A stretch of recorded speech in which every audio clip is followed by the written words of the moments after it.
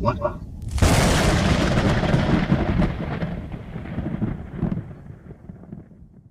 This video proudly brought to you by the fine people at Housemade Industrial. What is going on? Welcome to the OG Frenchie. In today's video, we are starting a new knife project. Half of the stack that I'm using, I know what steel it is. It's a combination of 1084 and 15 and 20. And I didn't have a whole lot of that to use, so I'm digging through the scrap bin, pulling out pieces that I've had laying around forever. Unfortunately, I did not label them.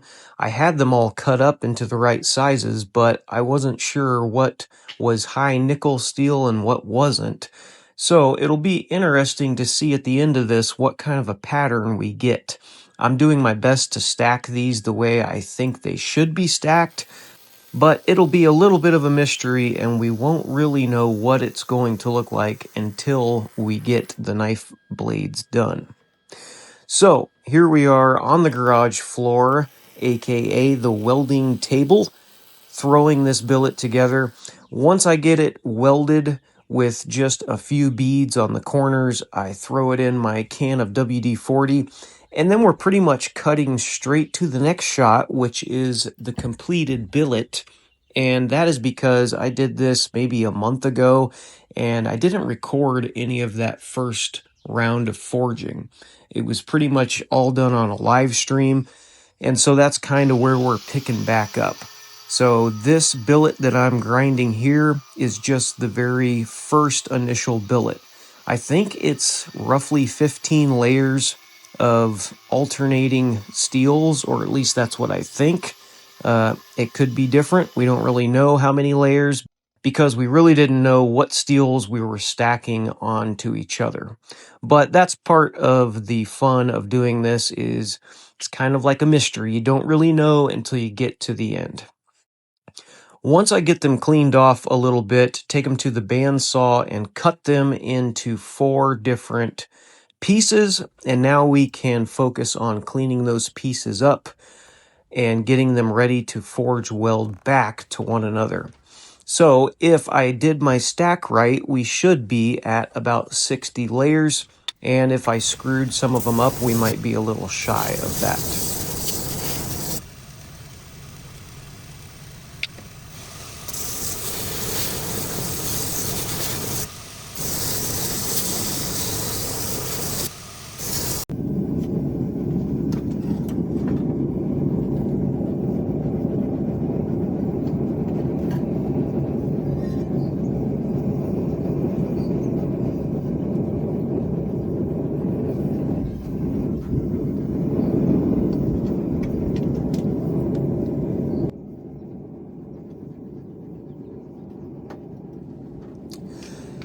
Once we have it in the forge and we bring it up to temperature, we go ahead and fire up the forge press, and this is where we kick things off with the very first squish. I like to just do it nice and easy and kind of compress all 4 of these layers together, closing up any sort of gaps that we may have had. And I do that maybe 2 or 3 times before I begin to draw the billet out.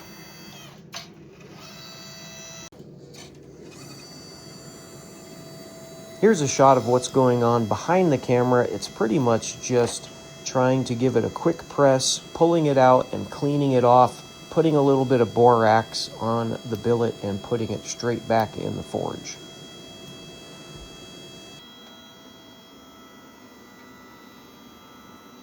Once I know the billet is forge welded successfully, it's then on to the drawing dies, and that's where the material starts to move. I like to squish it out lengthwise as best I can. I pretty much stick with the drawing dies for the majority of the time to try to get some length on the billet, and periodically I'll throw on the flattening dies just to kind of straighten things back up. And you can see here, this is pretty typical for one heat. I pretty much can only draw it out so far. But once I do get it drawn out as best as I can and we get pretty close to our final thickness, I go ahead and move on to what I call like the last press. So you'll be able to see here in a second when I go to do this press that we're getting pretty close to our thickness. Right now we're at about 1/4 of an inch, maybe a little bit more on the side we're gonna squish, but I try to keep it at about 1/4 of an inch because if you squish it any thinner, you wind up with a super thin cross section, and by the time you go to remove all of the forge scale, you're really left with, you know, a super thin knife. So by leaving it thick, it just gives you more room and more options for whatever blade you're building when you're done removing the forge scale.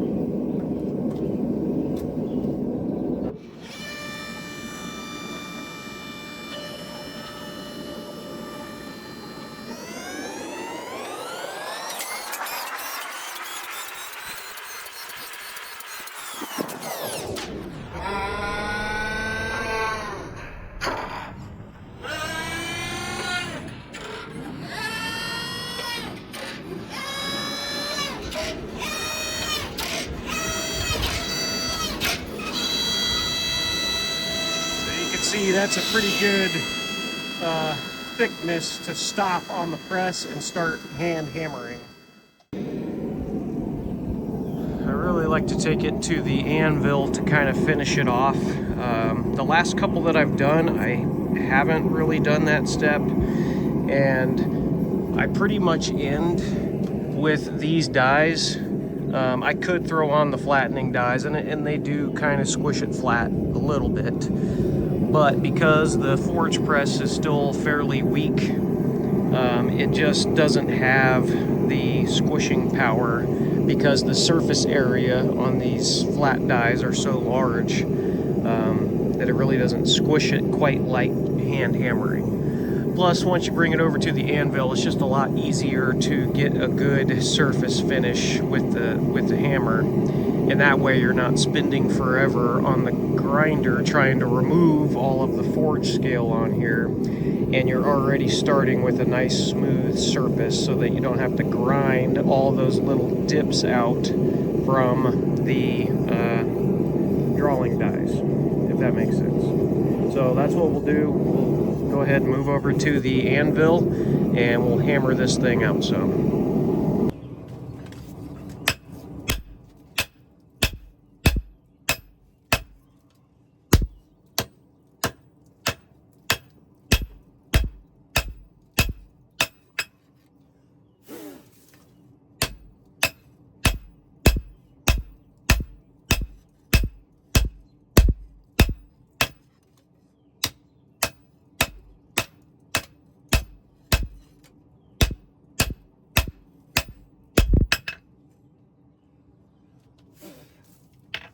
And you can kind of see the thickness that we end up with is around that 1/4 of an inch or so.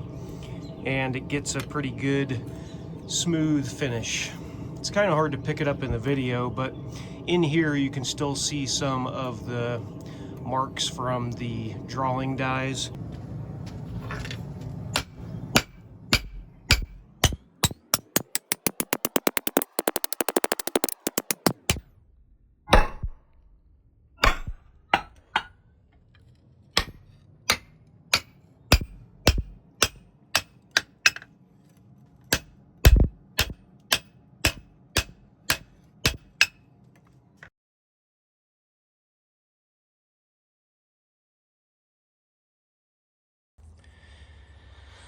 Alright, so after getting this billet cut out, you can see we have a leftover chunk that we'll save for later.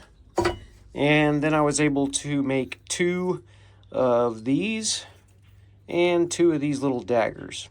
So I figured we'll start with 1 of the little daggers.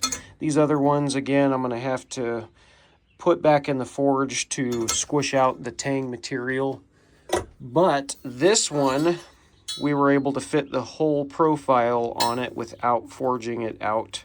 So that's pretty cool. We'll go ahead and start with this one and profile the shape in and move on from there.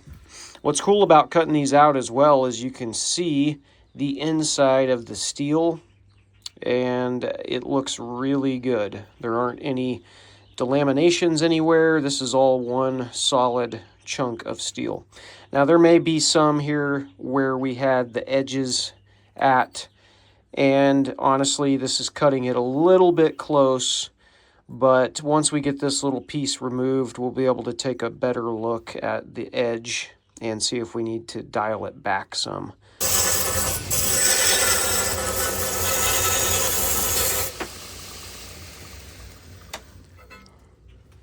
And there you go. You can see that we're looking pretty good once we get past this little bit of stuff on the outer edge. All right, so now that we have the majority of this thing profiled, at least on the blade section, we're ready to cut in these little half circles. And the best way to do that is going to be the small wheel attachment.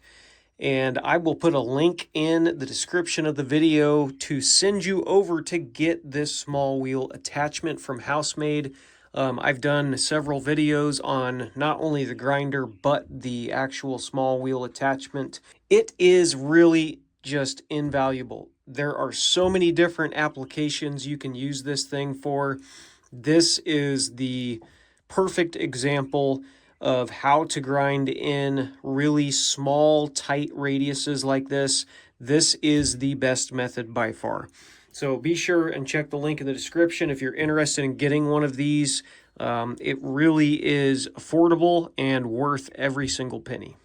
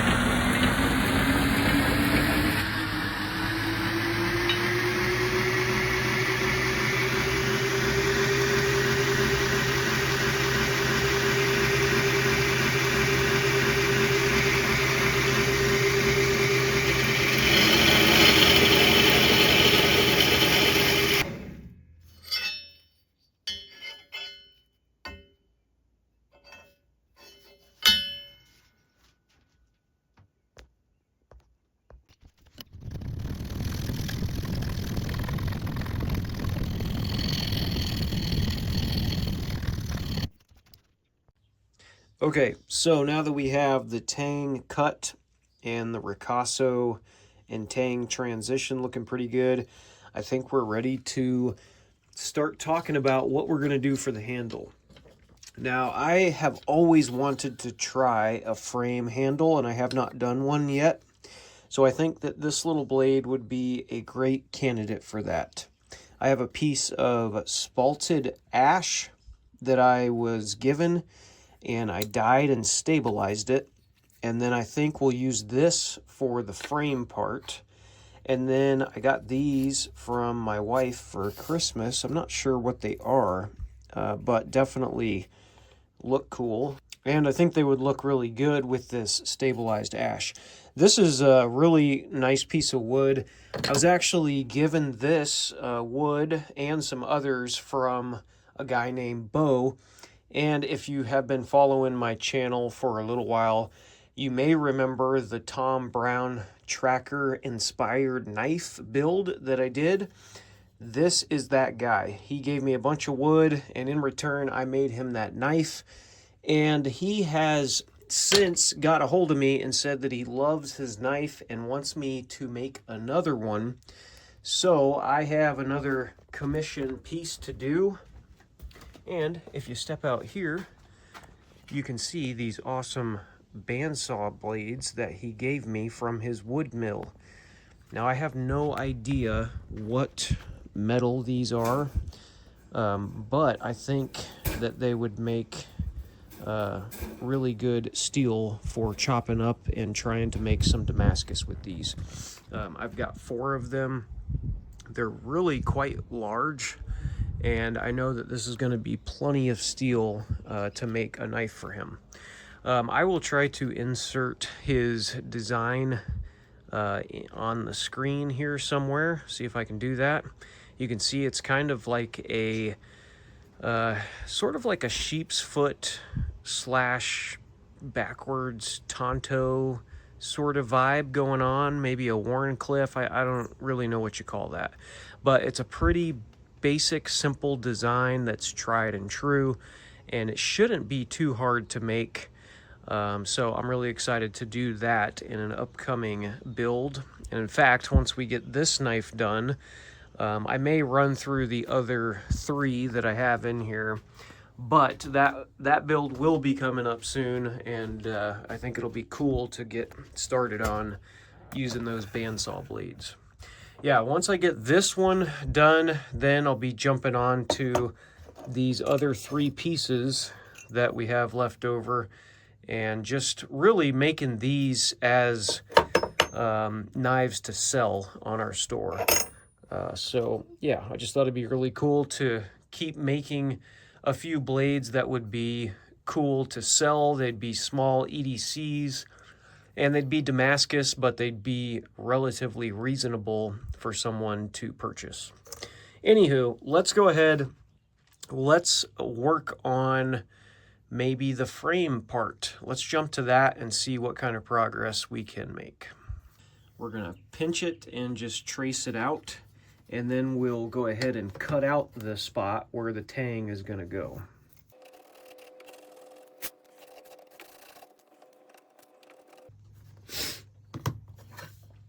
And just like that, we now have our spot where the tang is gonna go.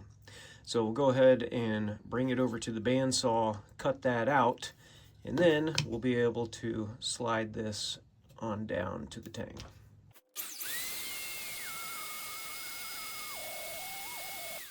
$80,000 impressions later.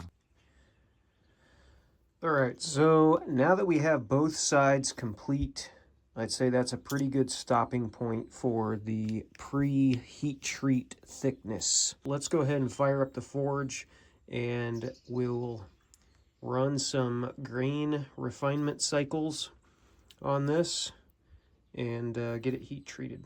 Let's do it. So we just hit 1500 degrees, and that is what 1500 degrees looks like coming out of the forge. We're also in the daylight as well, but if you ever wondered what 1500 looks like, that's it.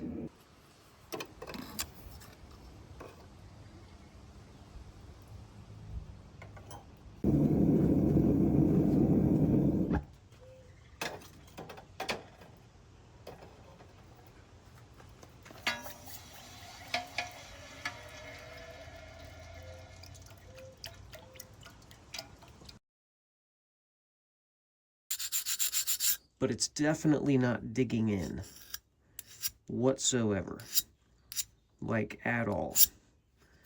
So it's definitely 60 Rockwell. Let's grab the 65 and make sure that we're not skating the 65, because then I think it would be a little too hard. Okay, the 65 is kind of starting to bite maybe a little, but it is still kind of skating the surface of this. I would put this knife somewhere in between 60 and 65, maybe towards the higher side of 65, like 63 or 64 even. So interesting to note. I don't know that I did anything different necessarily than what I normally do, outside of the simple fact that this was partly mystery steel from over here in the corner. I just had a bunch of leftover stuff. So yeah, I don't really know what happened or what steel this even is. We know what some of it is. There's definitely 1084 and 15 and 20 in here. There's just a few layers that I wasn't sure what it was. It could have been 01. It could have been 1095. I think I had some of that at one point. At any rate, we're definitely looking good. Even a 63 or 64 is still going to make a really good knife. We have some more work to do with this. It's certainly cleaned up pretty good, but we still have quite a bit of material to remove on the cutting edges. I've got more work to do on this, but while I am doing that, I figured what I would do is go ahead and glue up one of these sides, just like this, and then that way, once it dries, I'll be able to use this to drill and find exactly where I want to put the pin and go ahead and drill through this outside layer. And then when I go to glue on the second piece, I'll already have a hole on the backside to be able to just go all the way through and have a good, nice hole. And then we can mark the hole out and whatnot, and then start shaping this. In the next few clips, you'll get a better idea of how I'm going about tackling this frame handle style construction. Once I get the first piece glued up, I then need to drill a hole in the tang. And I didn't do this prior to quenching, so I'm going to have to anneal the tang. I actually tried drilling it. It was way too hard. So if this ever happens to you, you can stick the knife in a bucket of water and heat up the tang to soften it. It's kind of annoying that I didn't do this ahead of time, but it's okay, it happens. And it actually worked to my benefit because now I can put the hole exactly where I want it in relation to the handle. So once I get through the tang, you might be able to even hear some squeakage here. It's still pretty hard, but I was able to drill through it. Once I have the hole in the tang, I can then line it up on half of the handle here and put it exactly where it needs to go. So this actually worked out pretty good. And again, there's probably more than one way to do it, but I feel like this way worked pretty good for me.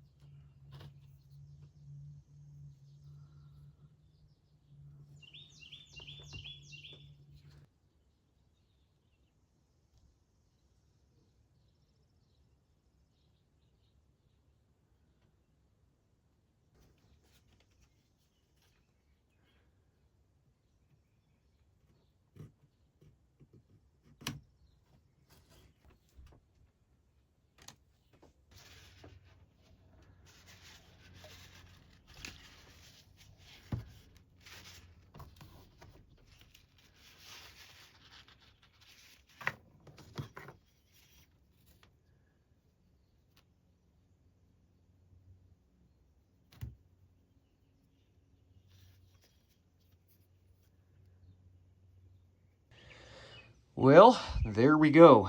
After getting this thing nice and sharp and oiled up, I think we have one really cool little blade. I definitely like the coffin style shaped handle. It's pretty basic, but it's super comfortable, and all the little divots in here just really give it a good grip.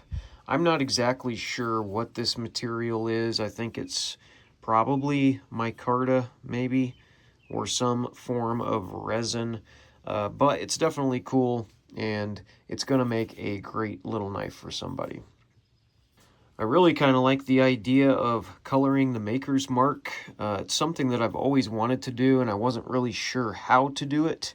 And after messing around with a couple of different ideas, I really think the nail polish works. I mean, I feel like there may be a better way to do it, but just putting a little bit in there, swiping off the excess, and then cleaning up the area with some acetone or nail polish remover works pretty good. So anyway, just something different and kind of cool. The only thing I have left to do for this is to make a sheath for it, and then send it off to whoever wants it. Anyway, appreciate you guys watching. Thanks so much for helping to support the channel by watching me make these cool little knives. I still have lots of steel to use. Here's some more blanks that we could be turning into other knives, and I'm excited to do that. Also have a leftover piece off the billet. Plus, I've got these two little pieces that are really good steel, and they're each 90 layers. I thought about maybe trying to smush these together or adding it to one of these or something. I have a hunk of steel that I need to turn into blades. I'll also be making this blade for Bo coming up, so I'm not sure which direction I'm going to go. If you guys have a preference, let me know down in the comments. You want to see me make this next out of the bandsaw blades, or should I focus my attention back on some of these guys? I don't really know. Either way, I think it's going to be cool. Whatever we decide to do, we got more knives coming up. And as always, appreciate you guys watching. Thanks so much for hanging out, and we'll catch you in the next one. Peace.